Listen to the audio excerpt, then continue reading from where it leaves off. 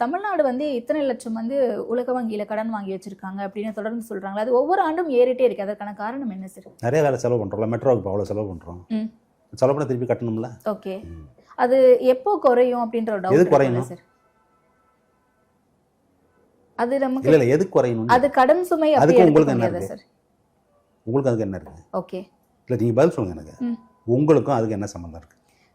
தொடர்ச்சியா சொல்லப்பட்டுட்டே நான் இருக்கு. கேட்குற கேள்விக்கு பதில் சொல்லுங்க. அந்த கடனுக்கும் உங்களுக்கு என்ன தொடர்பு? எனக்கும் அதுக்கும் எந்த உங்க அப்பா வாங்கியிருந்தாலோ அல்லது உங்க அம்மா வாங்கியிருந்தாலோ அப்பயே தொடர்பு கிடையாது உங்களுக்கு. ஓகே, நீங்க வாங்கியிருந்தீங்கன்னா அந்த பொறுப்பு எடுத்துக்கிறீங்க. என்னன்ட்டு நான் கடன் திருப்பி செலுத்த வேண்டிய பொறுப்பு உங்களுக்கு இருக்கு.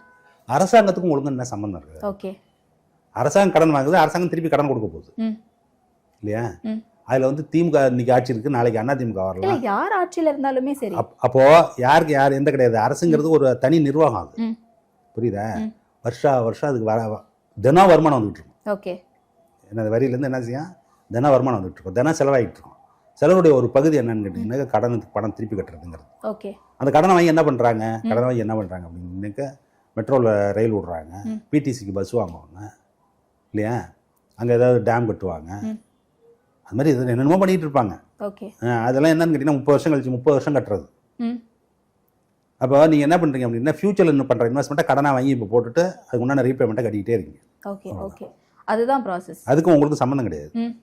இது சும்மா இது வந்து என்னன்னு கேட்டிங்கன்னா புரியறதுக்காக மக்களுக்கு என்ன செய்யணும்? தமிழ்நாட்டை கடனில் கொண்டு வந்து நிறுத்திட்டாங்க பாத்தீங்களா, இவ்வளோ கடன் வாங்கியிருக்காங்க அப்படின்னு சொல்லும்போது மக்கள் மனசுல அது ரெஜிஸ்டர் ஆகும்ல. எனக்கு காமனாக அதை கேட்கணும்னு தோணும்ல. அதுதான் இப்போ நானே உங்கள்கிட்ட கேட்குறேன், நீங்கள் பதில் சொல்லுங்கள். என்ன உங்களுக்கு எப்படி, உங்களுக்கு என்ன அதை பற்றி? உங்கள்கிட்ட யாராவது உங்கள் சட்டையை பிடிச்சி கேட்க போகிறாங்களா? யார் சட்டையை பிடிச்சி யார் கேட்க போகிறா? ஆனால் அதான் வந்து நீங்கள் உங்கள் இஷ்டத்துக்கெல்லாம் வாங்கிக்க முடியாது. எதை கடனை வந்து நீங்கள் வந்து நான் அங்கே வேணால் வாங்கிக்குவேன், எவ்வளோ வேணால் வாங்கிக்கலாம் வாங்க முடியாது.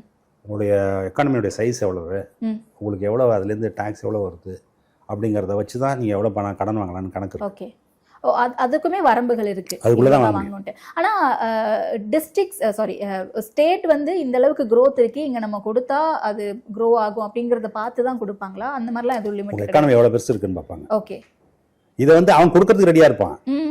புரியுதா? சட்டத்திட்டங்கள் இருக்கு அதுக்கு. Okay, okay. எப்பயுமே என்னன்னு கேட்டீங்கன்னா கவர்மெண்ட்ல ஒரு பைசா வெளியில எடுக்கணும்னாலும் ஒரு பைசா உள்ள வரணும்னாலும் எல்லாத்துக்கும் சட்டம் இருக்கணும். சட்டம் இல்லாமல் பண்ண முடியாது. இப்போ கடன் வாங்குறதுக்கு சட்டம் இருக்கு.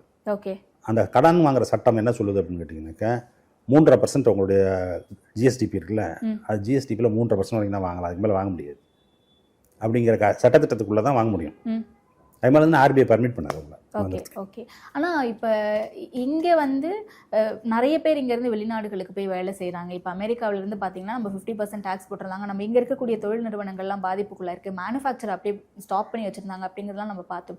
இப்போ அதெல்லாமே தமிழ்நாடு growthக்கு அடி வாங்குமா சார்? ஓகே, அதெல்லாம் பாதிக்கும். இப்போ அதை திரும்பவும் அந்த வரியை திரும்ப பெற்றுட்டாங்க, இல்லை வந்து இருந்தபடி பழைய என்ன வரி செலுத்திக்கிட்டு இருந்தோமோ அதே வரிக்கே கொண்டு வந்துட்டாங்க அப்படின்னா அப்பயுமே நமக்கு growth பாசிபிளா? அப்போனா இந்த இதே லெவலில் சஸ்டெயின் பண்ணலாம். ஓகே, நான் உங்கள் ஒரு கேள்விக்கு பதில் சொல்லும்போது சொன்னேன், நம்ம பொருளாதாரம் வந்து வெளிநாட்டு பொருளாதாரங்களோட ரொம்ப க்ளோஸாக பின்னியப்பட்டிருக்கிறது. ஆமாம், ஆமாம் இல்லையா? அப்போ அங்கே உள்நாடுகள் என்னெல்லாம் பாதிப்பு இருக்கோ அதெல்லாம் நம்மளை வந்து பாதிக்கும். ஓகே. ஆனால் இப்போ எனக்கு என்ன டவுட்னா, அந்த ஹிந்து ஆர்டிக்கலில் வந்து 9.69 அந்த அளவுக்கு தான் வந்து தமிழ்நாட்டினுடைய ஜிஎஸ்டிபி growth அப்படிங்கிறது இருந்திருக்கு. அதே 2025 ஆகஸ்ட் மாதம் இந்தியன் எக்ஸ்பிரஸில் பார்க்கும்போது டைம்ஸ் ஆஃப் இந்தியாவில் பார்க்கும்போது 11.2 நம்ம சொல்லிட்டு இருந்தோம்ல 11 அந்த 2 டபுள் டிஜிட்டில் வந்திருக்கு சார் அப்படின்னு சொல்லிட்டு. வித்தின் ஃபியூ மந்த்ஸில் எப்படி சார் இது கால்குலேட் பண்ணுறாங்க? கால்குலேட் பண்ணுறது அதுக்கு தான் படிங்கிறேன். நீங்கள் யாரும் படிக்கிறதே கிடையாது. என்ன அப்படின்னு கேட்டிங்கன்னா இந்த நம்பர்ஸ்லாம் 3 நம்பர் 4 நம்பர் வரும். எப்படி அப்படின்னா ஃபஸ்ட்டு வந்து என்ன செய்வாங்கன்னா அட்வான்ஸ் எஸ்டிமேட் ஒன்று போடுவாங்க. இந்த இப்படி போயிட்டுருக்கு, இப்படி போயிட்டு இருந்தால் இவ்வளோ இருக்கும், இவ்வளவு இருக்குன்னு சொல்ல மாட்டாங்க, இவ்வளோ இருக்கும் அப்படின்னு சொல்லுவாங்க. அடுத்தது ரிவைஸ் எஸ்டிமேட்னு ஒன்று போடுவாங்க. இன்னும் கொஞ்சம் டேட்டாலாம் வந்ததுக்கப்புறம் அது வந்து நடுவில் வரும். ஒரு 6 மாதம் கழிச்சு, இந்த ஃபினான்ஷியல் இயர் ஆரம்பிச்சு 6 மாதம் கழிச்சு இவ்வளோ இருக்கும் அப்படின்னு சொல்லுவாங்க. அடுத்து ஒன்று வரும். என்ன வரும் அப்படின்னு கேட்டிங்கனாக்கா இன்னும் அட்வான்ஸ்டு எஸ்டிமேட்னு ஒன்று வரும். அது என்ன செய்யணும்னா ஒரு 9 மாதம் 10 மாதத்தில் கடைசியாக எல்லா நம்பரும் வந்து சேர்றதுக்கு என்ன ஆகும் அப்படின்னாக்கா இப்போ ஒரு அந்த இயர் முடிஞ்சு 2 மாதம் 3 மாதம் ஆகும். அப்போ தான் எல்லா டேட்டாவும் கையில் வரும். அப்போ கணக்கு போட்டு பார்த்தீங்கன்னா தான் அதான் ஃபைனல். அப்போ நீங்கள் முதல்ல என்ன எஸ்டிமேட் பண்ணுறாங்கன்னா 8% வளரலாம் அப்படின்னு நினைக்கிறாங்க. ஓகே, அப்படி இல்லை நல்லா போயிட்டு இருக்கு அப்படின்னாக்கா 9. அப்புறம் பார்த்தீங்கன்னா இப்போ எலெக்ஷன் ரிசல்ட்டை பார்த்தீங்கன்னா லீல்டு பார்க்குறீங்களா, அது போல தான் கடைசியில் பார்த்தீங்கன்னா எல்லா நம்பரும் வந்ததுக்கப்புறம் பார்த்தீங்கன்னா இவ்வளோ இருக்கும். அப்படி வந்தது தான் ஃபைனல் நம்பர். ஓகே, அந்த டைமில் தான் வந்து பார்த்தீங்கன்னா வேர்ல்டு டென்ஷன்ஸ் ரொம்ப அதிகமாக இருந்துச்சு. வாராக இருக்கட்டும், அந்த மாதிரி வச்சுங்களேன். உலக அந்த இது உலக அளவில் இருக்கக்கூடிய அந்த போர் அப்படிங்கிறது ரொம்ப அதிகமாக பார்த்தோம். காசா இஸ்ரேலாக இருக்கட்டும், அதுக்கப்புறமா வந்து இந்தியாவிலேயே கூட அந்த நீங்கள் கொண்ட வரி 3 விதிப்பு- நம்பருக்கு உண்டான ரீசன் உங்கள்கிட்ட சொல்லிட்டேன். ம். ஏன் அப்படி மாறி மாறி வருதுன்ட்டு. ம். ரைட்டா, இதுக்கு அதுக்கு சம்மந்தம் இல்லை. Okay okay.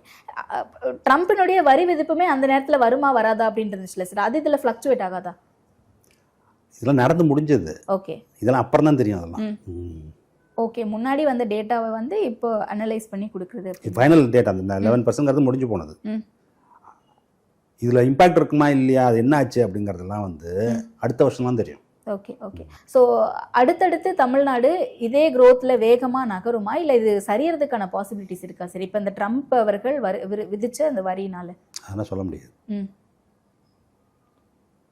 சொல்ல முடியாது. எப்படி சொல்ல முடியும்? Okay, ஏன்னா எது okay. நடக்குதுன்னு எப்படி தெரியும்? ம் ம். ஏன்னா இதுக்கு முன்னாடி வந்து அதாவது பார்த்தீங்கன்னா இது வரைக்கும் இருக்கிற growth அதே பேட்டர்னில் போச்சுன்னா, ம். இதே மாதிரி எக்ஸ்சேஞ்ச் ரேட் இருந்ததுன்னா, உங்களுடைய ஒரு நம்பர் சொன்னீங்கல்ல 2030, 31 அல்லது 31, 32 ஒரு ட்ரில்லியன் ஆகிடுவோம் அப்படிங்கிறது இந்த அசம்ஷன்லாம் இருக்குது இதில். ஏன்னா இந்த டபுள் டிஜிட்டே வந்து நம்ம ஒரு 14-15 இயர்ஸுக்கு முன்னாடி தான் அட்டைன் பண்ணியிருக்கோம். அப்போ இவ்வளோ லாங் கேப் கழிச்சு இவ்வளோ வந்திருக்கு அப்படின்னா, அந்த 14-15 இயர்ஸ்க்கு முன்னாடி 11 இருந்தது, அதுக்கப்புறமா 6 இருந்திருக்கு, 7 இருந்திருக்கு, 8 இருந்திருக்கு, நீங்கள் சொன்ன மாதிரி 0.07 வரைக்குமே வந்திருக்கு. அப்போ நம்ம திரும்பவும் அந்த ஒரு 11 அட்டைன் பண்ணியிருக்கோம்னா அது ஃப்ளக்சுவேட் ஆகிட்டே தான் இருக்குமா? ஓகே. எல்லா இடமே அப்படி தான். ம் நம்மளது மட்டும் இல்லை, எல்லா இடமே ஃப்ளக்சுவேட் ஆகும். Okay okay.